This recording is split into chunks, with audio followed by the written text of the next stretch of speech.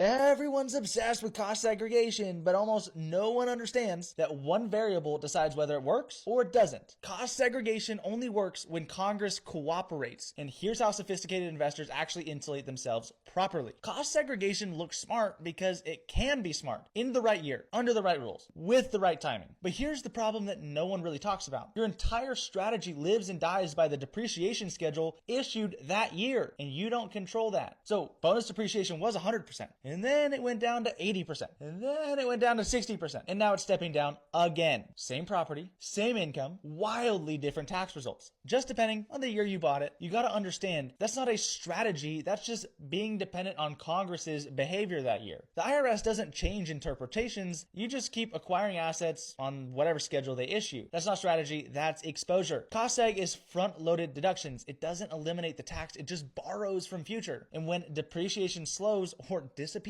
the income doesn't. So what happens then? You're still personally tied to the income. You have the same liability, the same audit profile, and now fewer deductions to hide behind. This is where most investors will stall out. Sophisticated investors solve this by separating the income control from tax timing. How do you do that? You move the assets and operating income into a properly designed non-grantor trust. Two different ones. Here's what changes. First, the trust becomes the taxpayer, not you. Second, income can be categorized and then allocated inside the trust instead of being forced onto your personal return. Third, depreciation becomes supporting tool, not the foundation of the plan. So when depreciation rules change, the strategy doesn't break. Cost segregation optimizes within the tax code. A trust changes where the tax code applies. So if your plan only works in good depreciation years, it's fragile. If you want structure that works regardless of what Congress does next, comment trust down below and I'll show you how to set one up.